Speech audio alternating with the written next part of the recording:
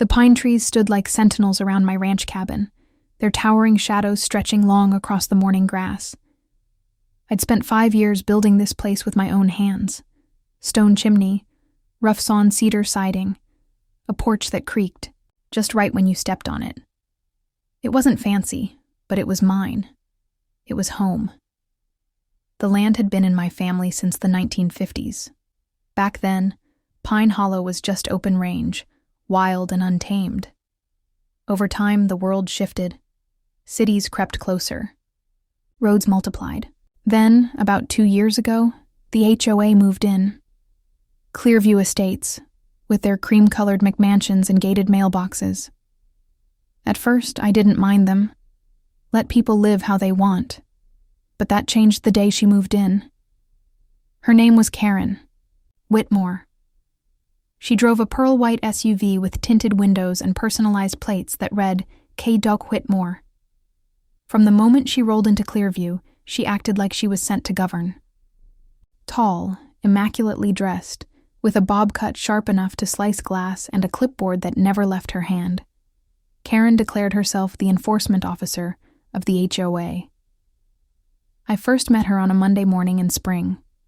I was splitting logs by the woodshed when I heard the click-clack of her heels on gravel. "Excuse me," she said, holding up a printed flyer. "You must be Mr. Grayson." "That's me," I said, wiping sweat from my brow. Karen didn't smile. "Your structure is visible from 3 Clearview homes. That violates HOA Rule 7.4.3 regarding unapproved external buildings." I looked from her to my cabin. "That's my home," I replied calmly, "and I'm not part of your HOA." She blinked as if I'd spoken a foreign language. "All properties within the visual corridor of Clearview are subject to aesthetic regulations. Your structure," she motioned with disdain, "devalues neighboring homes. It's on private land, not under your authority." Karen's lips twitched into a smile, the kind that didn't reach her eyes. "We'll see about that." She turned and walked off like she'd already won. I didn't think much of it then. Folks like her get bored and move on. But Karen wasn't like most people. She didn't let things go. She escalated. Over the next week, odd things started happening. First, a letter arrived from the Clearview HOA, demanding voluntary compliance and removal of non-permitted structures. Then came a zoning complaint, anonymous of course, followed by a visit from a code enforcement officer. He seemed confused when I handed him the original land deed, showing the parcel had never been part of the HOA, nor was it annexed into any recent municipal expansion. "She's been pestering us about this," the inspector admitted. "But you're clear. This isn't even under their jurisdiction." I thought that was the end of it. I was wrong. The following Saturday, I woke to the sound of heavy tires crunching down my gravel driveway. I stepped out and froze. A white city truck had parked outside the cabin, followed by a black and white sheriff's cruiser. And behind them, a yellow flatbed loaded with a compact demolition excavator. Karen emerged from the passenger side of the sheriff's vehicle, wearing sunglasses and a smug grin. "I warned you," she said. "Your time's up. That eyesore is coming down today." "You've lost your mind," I said, stepping between her and the cabin. "You can't do this. I own this land." Karen waved a paper in the air. "This is an emergency abatement order, signed and sealed. That structure goes down in 30 minutes unless you have legal proof otherwise." She spoke with the flair of someone who'd rehearsed it in front of a mirror. The sheriff looked uncertain, but the machinery operators were already offloading equipment. I pulled out my phone. "You just triggered something you're not ready for." Karen laughed. "Please, who are you going to call? Your lawyer?" "No," I said. "My title attorney." Karen's demolition team paused, waiting for the sheriff's go-ahead. Dust from the gravel hung in the air like the tension choking that moment. I walked into my cabin calmly, heart pounding, but not from fear. This wasn't the first time. Someone underestimated the history tied to this land. My fingers danced across the bookshelf until they found the black, fireproof lockbox. Inside, wrapped in a clear sleeve, was the deed, original, notarized, and signed in my grandfather's unmistakable scrawl. Not just a deed to the cabin, but to the land Clearview Estates had been built on. See, most people don't realize how land development actually works, especially Karen. Back in the 80s, my grandfather had negotiated a deal with a real estate group. They could build homes on his property as long as they leased the land for 99 years. Mineral rights, air rights, and underground utility control. Still ours. I scanned the documents quickly, verifying what I already knew. Then I snapped a picture and called my title attorney, Marla Sutton. "Marla," I said, "it's time." There was a pause, then a quiet chuckle. Karen finally stepped in it, didn't she? Up to her neck. They've brought a whole crew to tear down the cabin. I'll send the cease and desist package. Stay calm and make sure someone's filming. When I stepped back outside, Karen had her hands on her hips, barking orders like a drill sergeant. One of the operators hesitated as he looked at the sheriff. "Start the engine," Karen snapped. "Don't touch a thing," I said firmly, holding up my phone with the scanned deed open on the screen. "You're trespassing on private land. This property is not only outside your HOA's jurisdiction, it owns the very dirt beneath your feet." Karen stalked toward me, arms crossed. "Fake paperwork won't save your illegal shack. You can't possibly own Clearview." I held her gaze. "I don't just own this cabin. I own everything Clearview sits on. The HOA never bought the land. They lease it. From me." She scoffed, but I noticed her confidence falter. The sheriff stepped in then, lifting his hand to quiet things. "Ma'am," he said to Karen, "this situation just escalated beyond a simple nuisance call. We need to pause." Karen turned red. "He's bluffing. He's just some hillbilly squatter." I raised the deed so the sheriff could see the county seal. "My family has had title to this land since 1956. That means every road, every cul-de-sac, every blade of HOA grass falls under a leasehold agreement. An agreement your board never renewed properly after the development changed hands 15 years ago." The sheriff pulled out his radio. "I need legal counsel on site.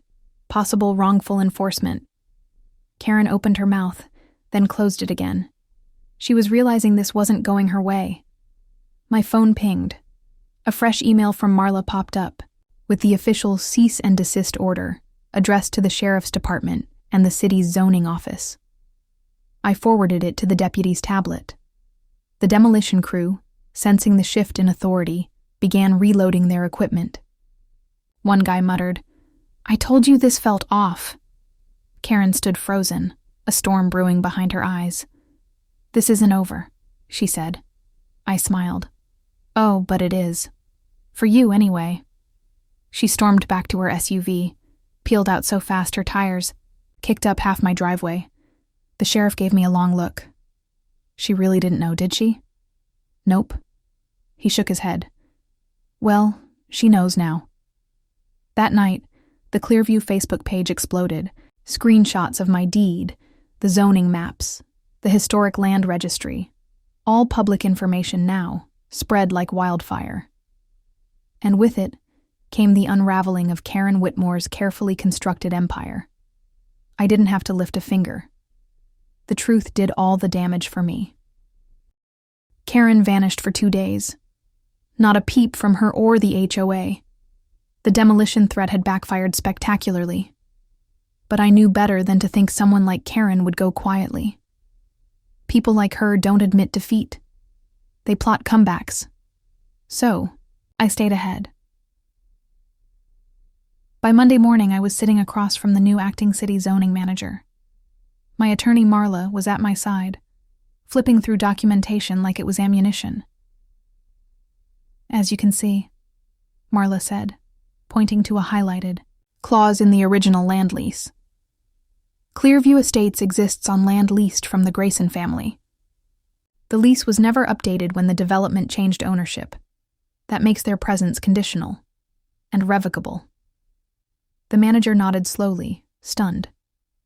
So technically, if you wanted to revoke access, I could, I said. I won't. Not yet. I'm not trying to destroy a neighborhood, just trying to keep what's mine from being bulldozed by an overzealous HOA president with a god complex.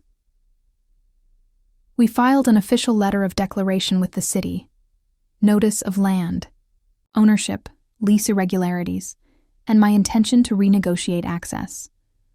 Legally, it was airtight. Practically, it was nuclear. The fuse had been lit. That night, Karen reemerged, screaming on a live Facebook broadcast from her rose-lit kitchen. This man, this squatter, is threatening our homes. He's extorting the HOA with forged documents and legal trickery. We must stand together to protect our community. But her followers were dwindling, fast. Dozens of residents had already done their own research. Public records don't lie. Screenshots of deeds and survey maps littered the comment section. Someone even posted an old interview with my grandfather from a local paper, dated 1987, where he discussed leasing the land beneath the new suburban expansion. The next HOA meeting was standing room only. I didn't plan to go, but curiosity got the better of me. I showed up late, slipped into the back. The room buzzed with anger, not at me, but at her. How did you not know we don't own the land our houses are on? You filed a demolition order on someone who literally owns the soil under your feet. Do you have any idea what you've done to our property values? Karen stood at the podium, pale and defensive. We were misled by past developers. This is not my fault. Someone in the crowd yelled, but you made it worse. You tried to have his house torn down. You called the cops on your landlord. Karen's facade cracked. Her voice trembled. This is a coordinated attack. He's manipulating the system. I stepped forward then. The crowd parted without a word. I didn't come here to destroy anyone, I said calmly. I came here to live in peace. My family's owned this land long before Clearview existed. I've watched it grow, seen your kids ride bikes past my gate, seen your dog sneak into my pasture chasing rabbits. I never complained.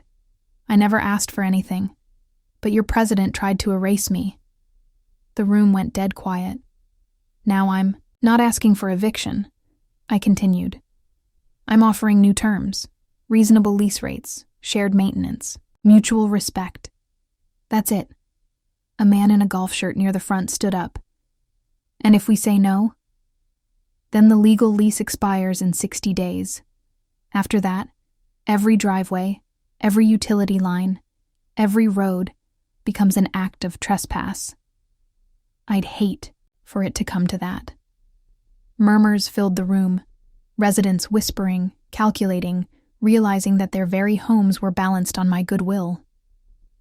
Karen tried one last time. You'll never get away with this. But no one was listening to her anymore. The vice president of the HOA stepped up beside her, clearing his throat. We appreciate Mr. Grayson's patience. I motioned to hold a vote on restructuring the lease terms and transitioning HOA leadership. Karen's jaw dropped. You're removing me? The crowd responded in a unified, tired voice. Yes. I turned to leave as hands rose in agreement. Outside, the wind rustled through the pines, the same way it had since my grandfather planted the first post on this land. Inside, the walls of Clearview's fake kingdom were crumbling. 3 weeks later, the freshly printed lease agreements lay stacked on my cabin table. Crisp, clean, and signed by the newly elected HOA board, minus Karen Whitmore. I had rewritten the terms from scratch. Reasonable annual fees, environmental, protections for the native woodland buffer, and a mandatory clause forbidding any HOA action within 100 feet of my cabin without my written consent. It wasn't revenge. It was security. And it was long overdue. Karen had been voted out in a landslide. Not just removed from the board, she'd been ostracized. Her voice, once omnipresent in town halls and inboxes, had gone silent. She was still living in Clearview for now, but the walls of her self-appointed empire had collapsed around her. Her neighbors avoided her like she carried the plague. The sheriff's office later confirmed that she'd falsified elements of the demolition complaint, left out key property lines, selectively cited zoning codes, and even marked the cabin as abandoned when it clearly wasn't. While she wasn't arrested, a formal warning was issued. Any further misuse of civil authority, the letter read, would result in charges. But justice, I found, didn't need sirens. Sometimes it just needed truth and time. Late one evening, I heard gravel crunching on my driveway again. I stepped onto the porch, hand resting near the rifle mounted by the door, just in case. Karen stood there, shoulders drawn tight under a designer coat, lips thin and pale. "I came to apologize," she said, eyes refusing to meet mine. I didn't say a word. I let the silence stretch like barbed wire between us. "I thought I was protecting the neighborhood," she continued. "I didn't understand the history or who you were. I saw something out of place and I acted. That cabin's been here longer than your entire development," I said finally. "You didn't see something out of place. You saw something you couldn't control." Her jaw twitched, but she didn't argue. That was new. "Are you going to evict us?" she asked softly. "No," I said. "But I could have." She flinched, like the weight of that fact had finally hit her. Then she turned and walked back to her SUV without another word. I watched her go, then looked out over the quiet ridgeline that cradled Clearview Estates. Lights blinked in the windows of houses, soft and warm against the night sky. Somewhere, a kid was laughing. A dog barked in the distance. This land had changed, yes, but it was still mine. The roots of my family ran deeper than any HOA regulation. And now, the whole neighborhood finally knew it. The next week, a few Clearview residents stopped by. One brought fresh-baked bread. Another offered to help restain the cabin porch. Some just came to shake my hand and say thanks. They weren't all bad folks. Most of them were just following the loudest voice in the room, until that voice got humbled. I didn't want to be their landlord. I never asked for power. But when power was forced on me, I chose to use it the way my grandfather would have, fairly but firmly. That weekend, I planted a new oak tree near the edge of the property, just inside the lease boundary. Not a boundary marker, not a symbol of control, but a reminder that some things take root whether people like it or not. That some foundations are older, stronger, and more permanent than any paper rulebook. As I buried the last scoop of soil, I looked out across the land and smiled. They thought this cabin was a blemish. They didn't realize it was the cornerstone.